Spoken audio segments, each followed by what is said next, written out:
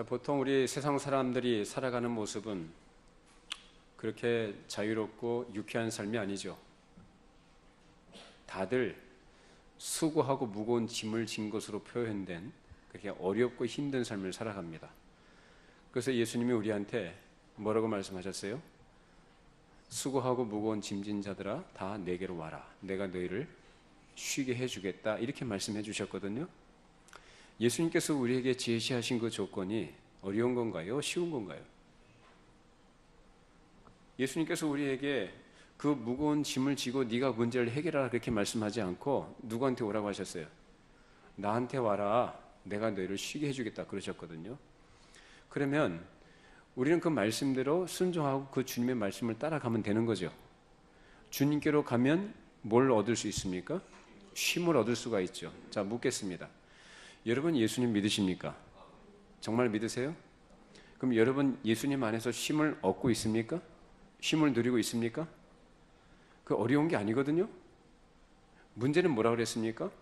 분명히 예수님께서 우리에게 제시하신 조건이 그 쉬운 거예요. 아주 너무 쉬운 거예요.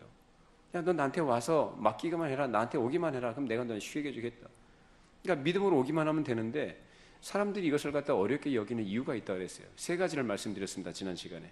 첫째가 뭐였습니까? 영적인 게으름.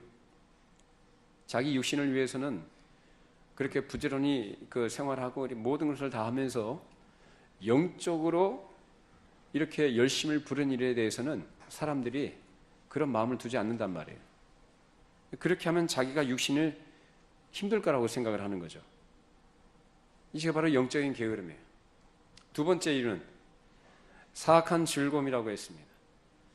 사람들이 이 세상의 육체적인 쾌락과 즐거움에 온통 마음을 뺏겼어요. 그래서 주님께로 가게 되면 이 모든 것을 다 포기해야 된다는 그런 마음을 갖고 있어요. 그러니까 그걸 힘겨워하는 거예요. 그걸 포기하기 싫은 거죠. 육체적인 즐거움들, 세상에서 얻을 수 있는 즐거움들, 쾌락들, 온갖 자기가 누리고자 하고 육신이 좋아하는 것들을 다 포기해야 된다고 생각을 하니까 그게 너무 어려운 거예요. 그 다음에 세 번째는 불법적인 소득을 바라기 때문이다. 불법적인 소득이 뭡니까? 하나님으로 부유하지 않는 것이 불법적인 소득이에요. 즉 세상의 물질과 세상에 얻을 수 있는 모든 소득들, 자기가 욕심껏 가지고자 하는 것들, 그래서 주님께로 가면 이 모든 것을 다 포기해야 된다고 생각을 하니까 이것을 갖다가 어렵게 생각합니다. 예수님 말씀하셨어요. 보물을 땅에 쌓아두지 말고 하늘에 쌓아두라. 왜? 그것이 안전하기 때문에. 여러분의 보물을 하늘에 쌓아두시기를 바랍니다. 이 땅에 여러분 보물 쌓아둬봐야 몇십 년짜리 인생 살면서 그 얼마나 누린다고요. 오히려 그것 때문에 연한 것을 놓칠 수 있는데 왜 그렇게 미련한 짓을 합니까? 근데 사람들은 미련한 짓을 골라가면서 해요. 자기 영혼의 부유함과 하나님으로 부유해서 자기 영혼의 생명을 얻는 것, 그 영원한 것은 생각하지 않고 찰나적인 즐거움과 기쁨, 즐거움, 이 세상의 낙을 위하여 영원한 것을 기꺼이 포기하는 것이 어리석은 인생들입니다. 여러분 그런 사람들 되지 말기 바랍니다. 예? 그래서 이 세 가지 문제 이유로 인해서 예수께서 우리에게 제시하신 조건을 너무나 어렵고 힘든 것으로 여겨요. 오늘 이 말씀을 통해서 다시 한번 우리가 갖고 있는 문제, 우리가 예수님을 따라가고 예수께 나아가는데 방해가 되는 것, 우리가 주님께 맡기는데 방해가 되는 것, 방해물이 무엇인가를 한 가지 더 살펴보겠습니다. 자, 우리 믿음을 방해하는 것이 뭐냐면 다른 것이 아니라 사람이 가지고 있는 자기 의에 안주하는 겁니다. 자기 의가 뭡니까? 자기 스스로 잘났다고 생각하는 것이고 자기 스스로 할 수 있다고 생각하는 것이고 자기가 행한 것이 자기의 구원을 보장할 것이다라고 믿는 거예요. 이것이 바로 자기 의예요. 오늘 본문은 예수님께서 바리새인과 세리라는 이야기를 통해서 우리에게 그걸 가르쳐 주십니다. 근데 이것은 도덕적으로 또는 윤리적으로 사람이 겸손해야 된다, 교만하면 안 된다, 그걸 가르치기보다는 우리의 구원과 영생에 관계된 문제를 가르치신 거예요. 요새 전 세계를 떠들썩하게 시끄럽게 만드는 존재들이 있습니다. IS라고 표현된 소위 말하는 이슬람 국가라고 하는 그런 테러 집단이 있죠. 그 사람들이 왜 얼마 전에 미국에서도 그런 IS를 추종하는 사람들이 부부가 말이에요. 젊은 부부가 20대 부부예요. 멀쩡하던 사람들이 갑자기 총을 갖다가 난사하고 결국은 사살돼 죽었어요. 왜 그런 짓을 합니까? 왜 이런 황당한 일이 발생하고 왜 사람들이 이것을 기꺼이 자행할까요? 무슬림들이 왜 그렇게 할까요? 그들의 교리에 따라서 그들은 삽니다. 그들의 교리 중에 하나가 뭐냐면은 지하드라는 성전이라는 것이 있어요. 무슬림 이외의 모든 사람들은 다 불신자들이고 증오의 대상이다라고 이 코란이 가르쳐요. 그러니까 과격한 이슬람주의자들이든지 온건한 이슬람주의자들이 그들의 근본적인 뿌리는 동일합니다. 뭡니까?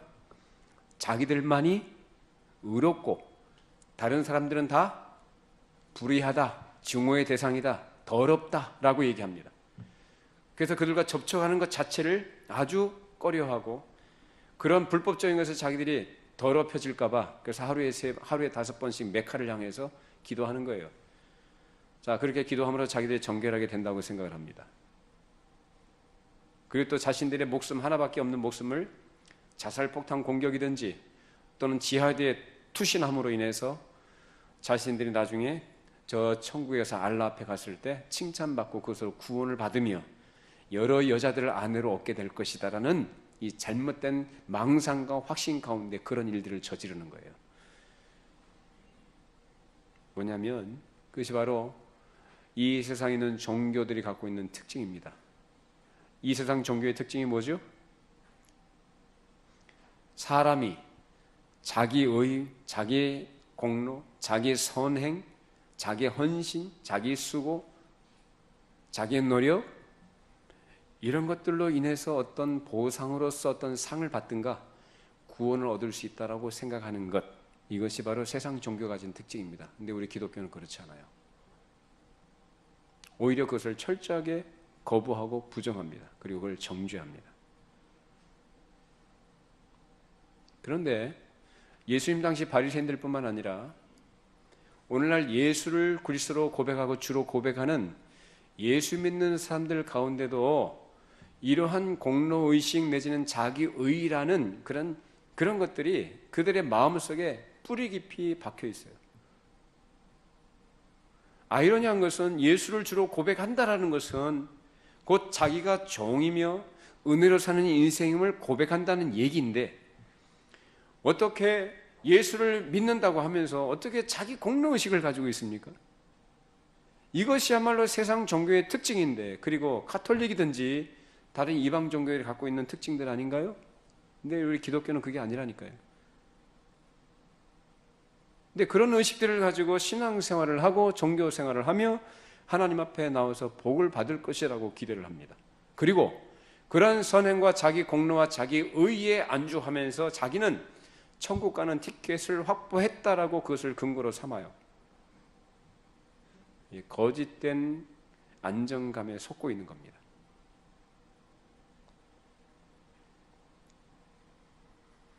그래서 물론 그런 사람들은 말씀을 듣고 성찬에 참여하며 공적으로나 사적으로 기도도 합니다. 그리고 말과 행동에 있어서도 조심하며 가난하고 힘들게 사는 이웃들을 돌아보고 그들을 지극정성으로 섬겨줍니다. 그리고 정직하게 행하며 그리고 다른 사람들에게 폐해를 끼치지 않고 오히려 다른 사람의 유익을 위해서 살려고 하며 또한 자기가 지킬 수 있는 한 계명들을 지키고 자신들의 마음이 선하기를 바라며 큰 죄에 빠지지 않기를 원하고 또한 큰 죄에 빠져 있는 그런 사람들을 볼 때 안타까운 마음을 가지고 있습니다.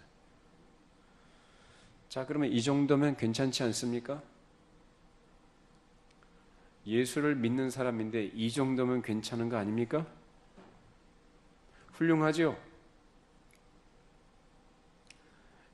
아마 여러분 생각할 때 내가 그 정도만 할 수 있다면 참 좋겠습니다라고 얘기할지도 모르겠어요. 그런데 문제는 뭐냐면 이러한 것을 가지고 자기가 하나님 앞에 인정받을 수 있다고 생각을 하고 하나님께서 자기를 긍휼히 여기시고 자비를 베풀어 주실 거라고 생각을 하며 그리고 자기가 하나님께 받아들여질 것이다라고 생각을 하고 이것을 천국을 갈 수 있는 근거로 확신하고 있다는 게 문제입니다. 아니요라고 할 수 없어요. 아마 윤리적으로 도덕적으로 또는 성격 좋은 사람 교회에서 봉사 잘하고 잘 섬기고 있는 그런 사람들이 오히려 이러한 우위에 빠질 수가 있어요.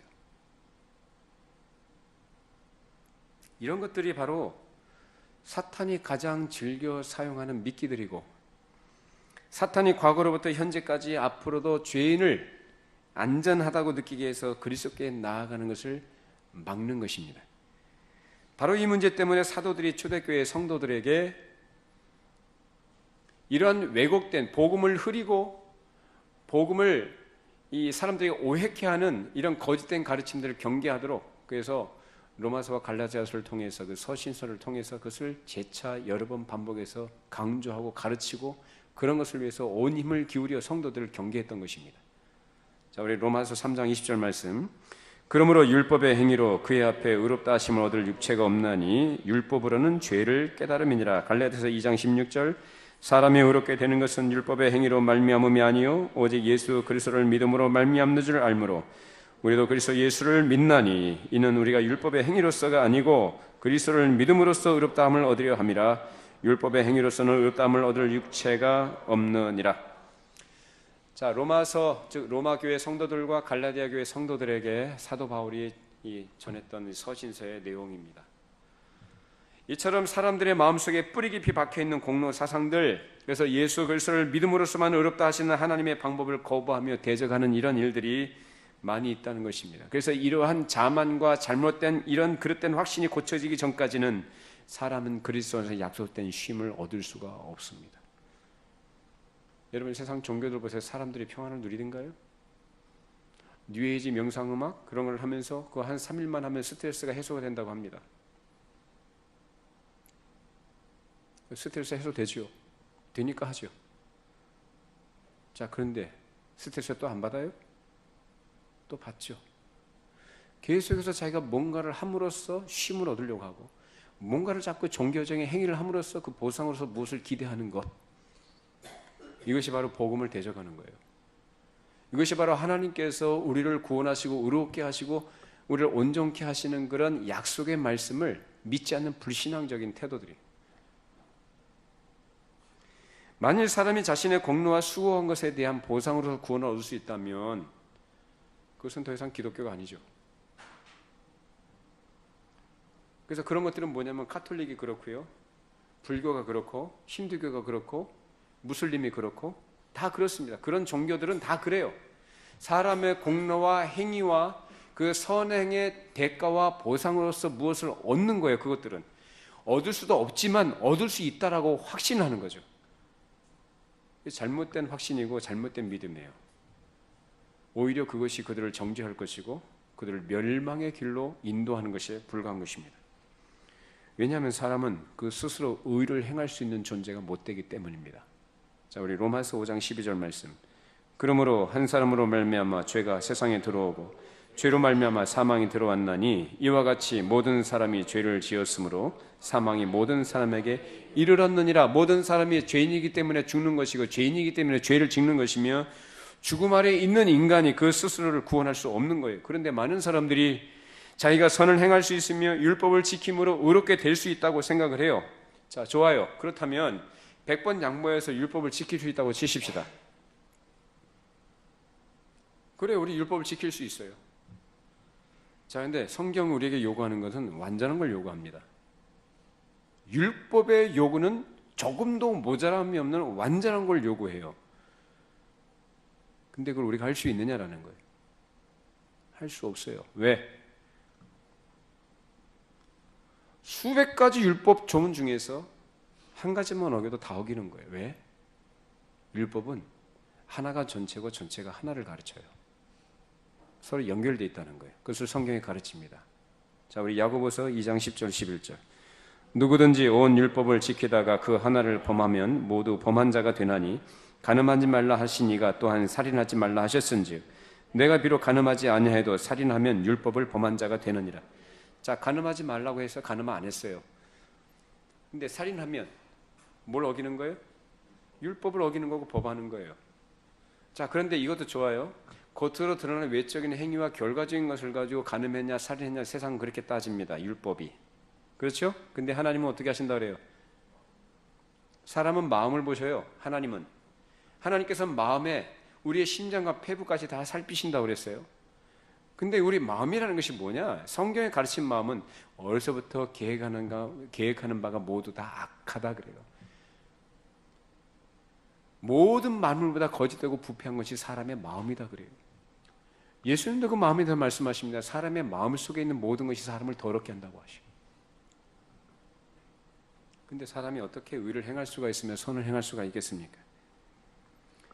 율법은 이처럼 다 하나로 연결되어 있는 것이기 때문에 어느 한 부분을 범하게 되면 그 정도가 다르다 해도 사실상 다른 율법도 범한 것이다 라는 것입니다. 이처럼 사람은 불완전한 존재예요. 무능력한 존재예요. 마음속에는 악한 것으로 가득 차 있는 죄인이기 때문에 무엇을 행함으로써 의로워질 수가 없는 것입니다. 하물며 지금까지 자기가 지켜야 될 것들을 지키지도 않았고 자신이 지킬 수 있는 것도 지키지 못했으며 계속해서 그 율법을 어겼다고 한다면 더 이상 할 말이 없는 거 아니에요? 오늘 앞서 말씀드린 것처럼 말씀도 듣고 성찬도 참여하고 공적으로 사적으로 기도도 하며 다른 사람들 돌아보고 구제도 하며 또 큰 죄에 빠지지 않기를 소원하고 자기 마음이 깨끗하기를 원하며 실제로 자기 마음에 그런 것을 정결함을 사모하는 사람이라 할지라도 그것으로서 하나님 앞에 설 수 있는 존재가 못 된다는 거예요. 근데 사람들이 그렇게 생각을 안 한다는 거예요. 자꾸 자기가 무엇을 어떻게 했고 어떤 상태에 있으며 자기가 무엇을 지향하고 있고 자기가 소원하는 것이 진실한 것이고 무엇을 하나님께서 원하시는지 알고 그것을 하고자 한다라는 이런 것을 가지고 자기 스스로를 위로하고 자기 스스로를 하나님 앞에서 합류하려고 하는 것이고 하나님 앞에 자기 의를 내세우려고 하는 이러한 이 마음속에 굴뚝같은 욕심들이 다 있다 이 말이에요. 하나님이 제일 싫어하시는 것이 바로 그겁니다. 개혁주의 사람들이 많이 얘기하죠. 난 개혁주의를 좋아하고 난 개혁주의가 참되다고 믿어. 난 이런 사람이야. 그런 사람들이 문제예요.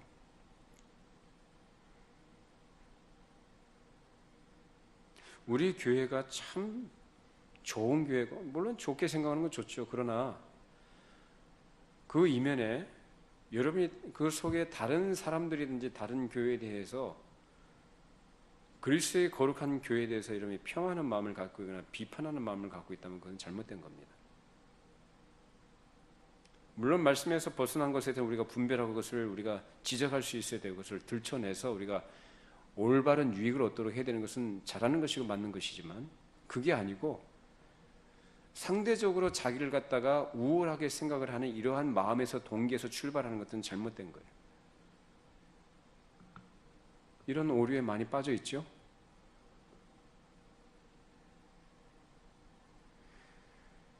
사람이 의롭게 되려고 하는 것 자체가 정당한 방법이 아니에요. 그리고 아무리 의로운 행동이라고 할지라도 정당한 방법이 아닌 것은 영혼 없는 시체와 같은 것이다라는 것입니다.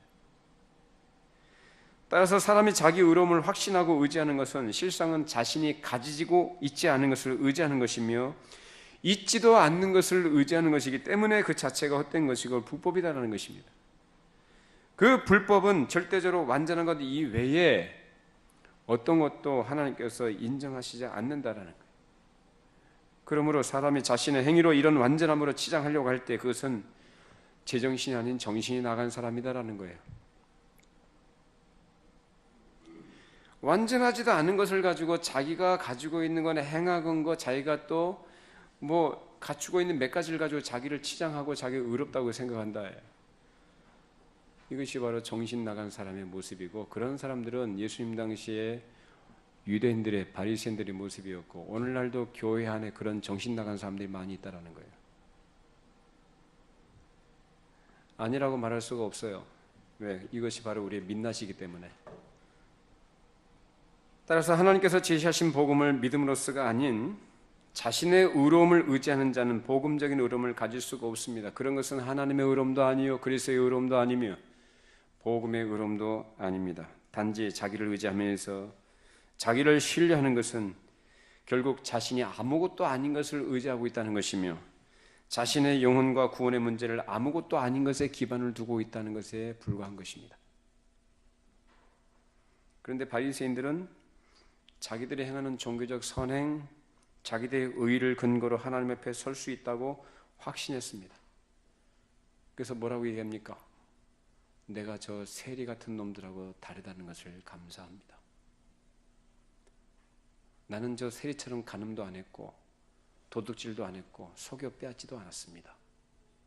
전 정당하게 일해서 하나님을 섬기는 수입을 얻었고 그 얻은 수입 가운데서 11조를 하나님 앞에 정확하게 드렸으며 나는 일주일에 2번씩 금식도 하고 어떻게든지 나는 율법을 지키려고 애를 썼습니다. 감사합니다. 그리고 고개를 들어서 하늘을 쳐다보면서 그래요. 고개를 들어서 모든 사람이 보는 앞에서 그렇게 기도합니다.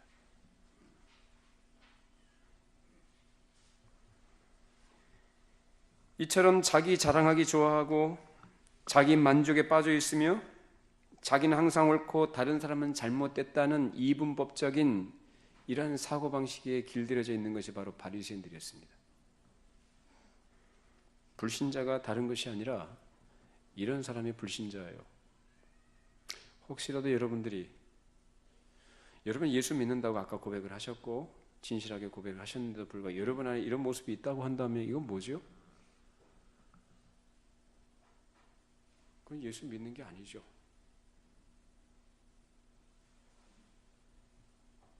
그럼 불법을 자행하고 있는 거예요.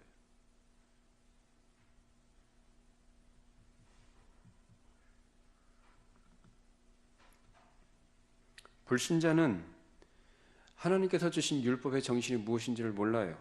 그리고 그 마음이 정결하지 못하고 양심은 더럽혀져 있습니다. 그래서 이 말씀을 들을 때도 이 말씀에 대해서 반감을 가져요. 그 말씀을 안 받는 거예요. 거부합니다. 그럼에도 불구하고 그들은 자신의 의로움이 하나님을 만족시킨다고 믿고 있으며 혹시 자신의 의로움이 죄가 있고 불의하다 할지라도 천국으로 들어가기에는 충분하다라고 생각을 합니다.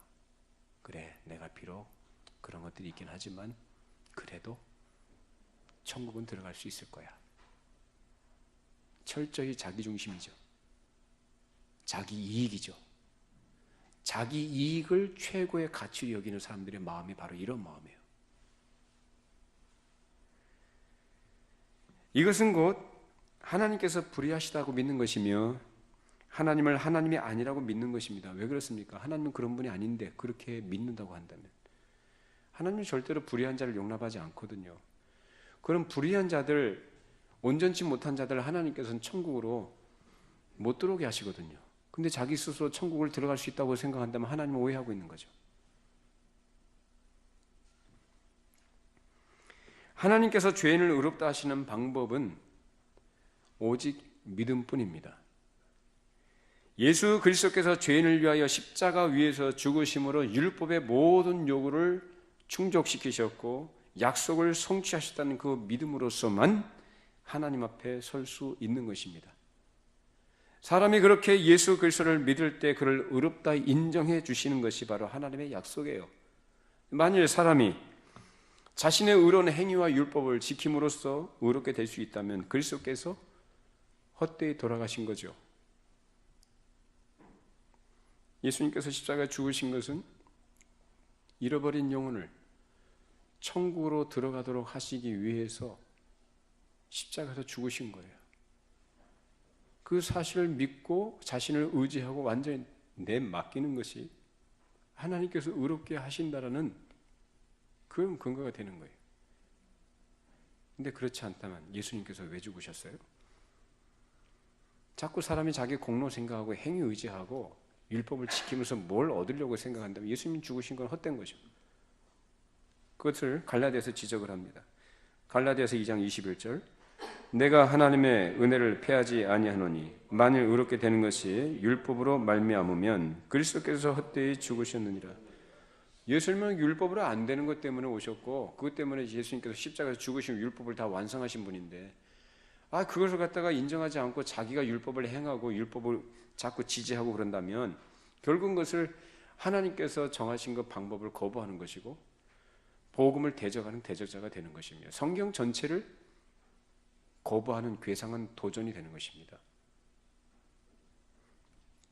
우리 안에 이런 것들이 있는지 살펴봐야 됩니다. 근데 이런 거짓된 확신 가운데 있는 사람들은 이것을 버리지를 못해요. 정말로 성령으로 말미암지 않고는 이것을 버릴 수가 없거든요, 인간이. 그래서 그러면서 자기는 계속해서 구원받을 수 있다라고 그릇된 확신 속에서 살아갑니다. 그리고 자기는 복을 받았다고 생각을 해요. 아니에요. 내 안에 의로움이 그 어떤 것이 있는지 살펴봐야 되고, 내가 가지고 있는 의는 그 색깔이 어떤 것인지를 점검해 봐야 됩니다. 그리고 만약에 이것이 복음적인 의로움이 아니라고 한다면, 육신에 속한 그 어떤 것이라고 한다면 이 믿음의 방해물인 이 의를 제거해 버려야 합니다. 그것이 바로 죄인이 사는 길입니다. 자, 누가복음 5장 31절 32절. 예수께서 대답하여 이르시되 건강한 자에게는 의사가 쓸데없고 병든 자에게라야 쓸데있나니 내가 의인을 부르러 온 것이 아니요 죄인을 불러 회개시키러 왔노라. 자, 예수님께서 무엇 때문에 오셨다고 합니까? 죄인을 불러서 회개시키려고 오셨다고 합니다. 그 회개가 사는 길입니다. 믿으십니까? 회개가 사는 길이에요. 그래서 예수님을 믿고 그 하나님의 백성이 되는 것이 사는 길인데, 예수님께서 그것을 위해서 오셔서 계속해서 말씀을 전해주시고 가르쳐 주심에도 불구하고 이 바리새인들은 그걸 고지 안 들어요. 끝까지 자기 고집 부려, 끝까지. 그리고 오히려 그 복음을 전하고 하나님의 말씀을 전하러 오신 그 예수님을 오히려 멸시하고 죄인들과 새들의 친구들하고 폄하하면서 그 비난합니다. 자기들 스스로는 건강하다고 생각하고 자기들 스스로 의롭다고 생각하는 그러한 것으로 드러나는 것이 뭐냐면 다른 사람들이 상대적으로 자기를 비교하면서 자기 자신이 우월하다고 생각하는 거예요. 자기의 자랑, 자기의 만족, 다른 사람을 무시, 다른 사람을 멸시하는 것, 자기는 항상 옳고 다른 사람은 틀렸다라는 이런 이분법적인 생각들. 예수 믿는 사람은 그래서는 안 된다는 거예요. 구원받은 하나님의 백성들은 그래서는 안 된다는 거예요. 여러분 안에 이런 것들이 있다면 제거하셔야 합니다. 제거하셔야 여러분이 삽니다. 그리고 여러분이 그리스도 안에서 쉼을 누릴 수가 있습니다. 그리스도 안에서 쉼을 누리는 사람은 이렇게 불법을 행한 자들, 이 바리새인과 같은 태도를 갖지 않아요. 하나님께서 우리를 불쌍히 여기신 같이 서로를 불쌍히 여기고, 주께서 우리에게 자비를 베풀어 주시고 우리를 용서하신 것 같이 다른 사람을 그렇게 바라보고 얼마든지 용서할 수 있습니다. 자기가 받은 용서가 무엇인지를 알면, 그 하나님의 사랑의 근거에서 받은 용서라는 사실을 알면 용서 못할 게 없어요. 다 용서해요. 용서 안 하면 어쩔 건데요? 생각해 보세요. 용서 안 하면 어쩔 거예요? 마음의 원한을 품고 용서하지 못하면 어쩔 건데요?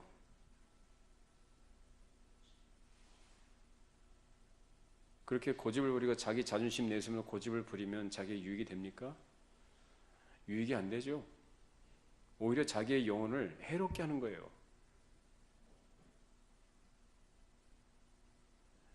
그런 고집 속에는, 그 근저에는 뭐가 있냐면은 자기 의의가 뿌리 깊게 자리 잡고 있기 때문에 그래요. 안 그래요? 그러니까 자꾸 다른 사람 잘못했다고 그러는 거 아니에요? 다른 사람이 틀렸다고 자꾸 그러는 거 아니에요? 그러니까 쉽게 비판하죠. 다른 사람 무시하고 멸시하죠. 바리새인처럼. 그런 사람들은요, 구원 못 받아요. 죄와 사망 가운데 죽어요. 예수님은 그런 자들을 불러서 회개시키러 오셨어요. 그래서 여러분들이 예수님을 믿어야 돼요. 이미 나 예수 믿습니다. 더 이상 믿을 필요가 없다고요? 아니요. 죽을 때까지 믿어야 돼요. 죽을 때까지 회개하셔야 되고. 절대로 여러분 스스로 의에 안주하지 마시기 바랍니다. 바리새인들은 자기를 사랑하고 자기 만족에 빠져서 율법을 행함으로 스스로 의롭게 여긴다고 되는 게 아니었음에도 그들은 그 길을 고집했으며 저주받은 길로 걸어갔던 것입니다. 그래서 그들의 열심은 첫 단추부터 잘못 끼워져 있던 거예요. 왜요? 하나님께서 그들에게 주셨던 그 율법이 무엇을 요구하는지를 그들은 놓치고 있었던 거예요.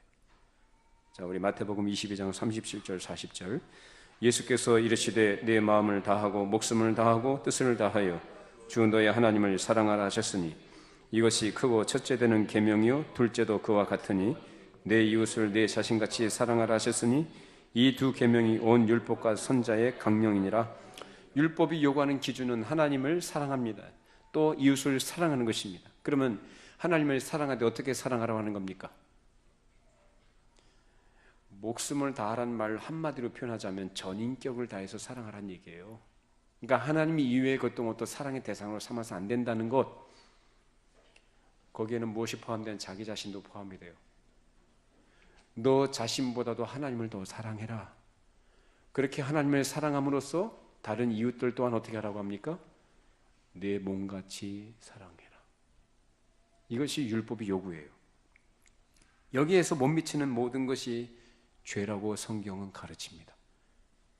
하나님을 사랑하고 이웃을 사랑하는 이 율법의 요구에 대해서 유대인들, 즉 이 바리새인들은 실패한 사람들이에요. 율법을 지킨다고 했지만 그것이 결국 자신들을 미끄러지게 하는 걸림돌이 된 것입니다. 하나님께서 창조하신 창조의 목적을 따라 살아가지 못하는 것이 바로 죄인들의 모습이고, 우리를 구원하신 그 은혜에 합당하지 살지 못하는 것이 바로 우리의 죄악된 모습들입니다. 근데 우리가 하나님을 사랑한다고 하면 그 하나님을 사랑하는 마음을 가지고 이웃들을 사랑하는 마음으로 살아야 되는 거예요.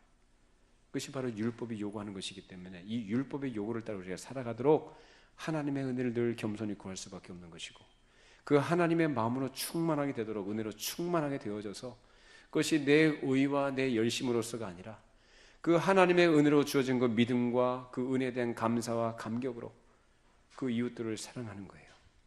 그것이 바로 율법을 우리에게 요구하는 것입니다. 그런데 이런 율법의 기준이 미치지 못하면서도 겉으로 행하는 몇 가지 종교적 선행을 가지고 자신을 여전히 의롭다고 생각한다면 그는 눈이 멀어 있는 사람입니다. 성경이 말하는 죄인이라는 것은 사람이 말하는 도덕과 양심, 윤리 수준에서가 아니라 하나님께서 요구하시는 수준에서 그러한 것입니다. 그렇기 때문에 거기에 못 미치면 다 죄예요. 자, 그러면 여러분은 율법이 우리에게 요구하는 기준을 맞추셨습니까? 여러분이 진실하게 하나님을 사랑합니까?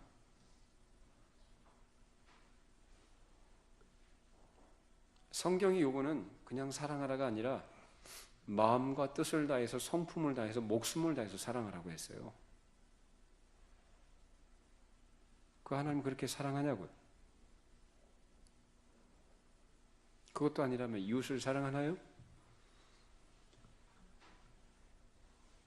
나에게 잘해주는 사람에 대해서 나에게 친절하게 대해주는 사람 사랑하는 것, 그건 죄인들도 다 하는 거예요. 감옥에 있는 사람들도 다 해요. 그거는 깡패들도 하고 조폭들도 다 해요.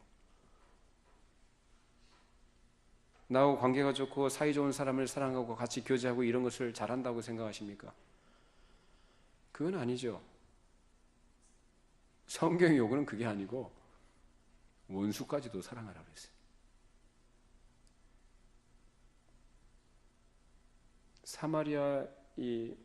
사마리아의 비유, 선한 사마리아.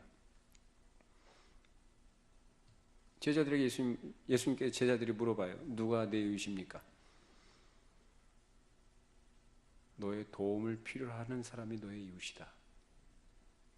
그 사람이 헐벗고 굶주린 사람일 수 있고 매맞아서 대책 없이 죽어가는 사람일 수 있고 모든 것을 빼앗겨서 강탈당해서 아무것도 없는 사람일 수 있다.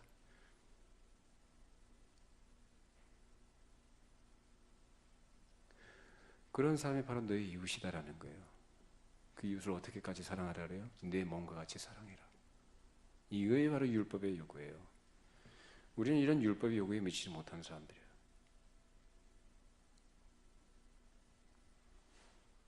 그러므로 몇 가지 자기가 행한 것 가지고 자기가 선을 행한 것을 가지고 자기를 치정하거나 그걸 가지고 하나님 앞에 서려고 하는 것 자체가 불법적인 것이고 대단히 교만한 것이고 그 하나님께서 인정하지 않는 죄인의 모습입니다.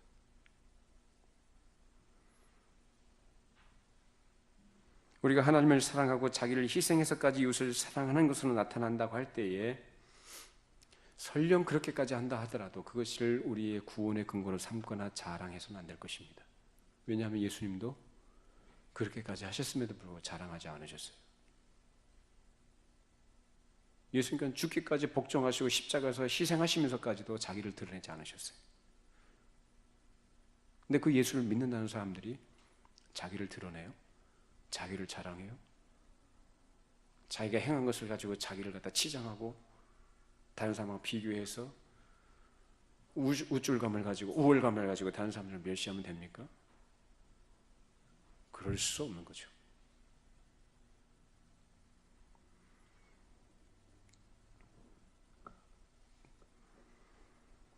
바리새인들은 자기 나름의 열심과 몇몇 종교적 선행을 하는 것을 의롭게 될 것이라고 생각했지만 그들은 그리스도 안에서 쉬는 대신에 율법의 종이 되어 외적인 행위로서 자기 의를 세웠으며 그 의로 인해서 그들은 멸망의 길로 갔습니다. 그래서 그들은 믿음으로 의롭다 하심을 받지 못했으며 구원을 얻을 수 없었던 것입니다. 오히려 그들이 멸시하고 천대했던 세리가 의롭다 하심을 받았어요. 세리에게는 자기 자신 스스로에게 의지할 것이 아무것도 없었기 때문에 그릇된 확신에 차 있었던 바리새인들보다는 좀 더 쉽게 자신을 그리스도께 맡길 수 있었습니다. 세리가 뭐라고 했습니까? 오늘 13절 하반절에 뭐라고 하죠? 하나님이여 나를 불쌍히 여기소서 나는 죄인으로서이다. 우리가 이런 세리의 태도를 갖기 바랍니다. 하나님 나를 불쌍히 여겨주십시오. 이것이 바른 인식이죠. 자기가 죄인됨을 인정하고 고백하며 예수 그리스도께 자신을 내맡기고 예수 그리스도의 공로만을 오직 예수 그리스도의 공로만을 의지하고 하나님께 나아가는 이러한 믿음으로 사람은 의롭다함을 얻으며 하나님 앞에 설 수 있는 것입니다. 이것이 바로 구원입니다. 하나님께서 우리를 왜 구원하셨다고 생각하세요? 원래 창조의 목적을 따라 살아야 될 인간이 죄를 지어서 그 인간의 본분을 잃어버렸습니다. 하나님께서 예수 그리스도를 믿음으로 의롭다 하시고 구원하신 것은 왜 우리를 구원하셨다고 생각하십니까? 그런 인간이 잃어버린 인간의 본분을 다시금 회복해 하셔서 참되게 하나님을 경외하며 하나님을 사랑하고 하나님께서 원하시는 사람으로서 이웃을 사랑하고 함께 주를 경배하고 예배하는 예배자의 삶을 살아가기 위하여 우리를 구원하신 거예요. 이것이 하나님의 백성으로 살아가는 참 모습인 것입니다. 여러분, 우리 엉뚱한 데 관심 갖지 말고 허황된 것에 우리의 믿음의 기반을 두지 말고 오직 예수 그리스도를 믿음으로서만 의롭다 하신다는 이 하나님의 약속의 말씀을 믿고 이 믿음을 방해하는 자기 의가 있었다면 그것을 다 내던지고 그 잘못된 자리에서 벗어날 수 있기를 바랍니다. 언제나 겸손하십시오. 하나님 앞에 마음을 낮추시고 구원받은 하나님의 백성됨을 그 겸손함으로 해서 하나님 앞에 감사하시고 기쁨으로 우리 이웃들을 사랑으로 섬길 수 있는 하나님의 백성들이 다 되시기를 바랍니다. 기도하겠습니다. 걸어가시고 자비로우신 하나님 아버지, 그리스도를 믿음으로써만 의롭다 하신다고 하신 하나님의 약속과 그 방법을 우리가 은연중 거부하며 불순종하며 살았던 저들의 모습을 오늘 말씀을 통해 확인해 보았습니다. 바리새인과 세리의 이야기를 통하여 어느 누가 하나님 앞에 의롭다 하심을 받았는지 우리가 결론적으로 확인했을 때 자기 자신을 하나님께 불쌍히 여겨달라고 간구하며 자기의 죄인됨을 고백했던 그 세리가 하나님 앞에 의롭다 여기심을 받았다고 했습니다. 주님, 저희들은 이러한 세리와 같이 자기 자신이 어떠한 존재인지를 바르게 알게 하시고 그 자리에서 언제나 하나님의 긍휼과 자비하심과 은혜를 구하는 그런 사람으로 살게 하여 주시옵소서. 아버지, 우리가 행여나 우리의 믿음과 우리의 믿음의 행위로서 했던 그 모든 어떠한 것이 선하다 할지라도 그것이 옳은 것이고 선한 것이고 아름다운 것이라 할지라도 그것을 하나님 앞에 설 수 있는 그런 근거로 삼지 않도록 우리의 자랑거리를 삼지 않도록 주님, 저희들이 언제나 마음속에 비고 빈 마음 주시고 아무것도 의지할 수 없는 그런 가난한 심령을 주셔서 오직 예수 그리스도로만 우리가 만족하게 하시고 그것으로 기뻐하게 하시고 감사하며 겸손한 마음으로 주를 섬기고 우리 이웃들을 섬길 수 있는 참 사람들이 되게 하여 주시옵소서. 예수님의 이름으로 기도합니다. 아멘.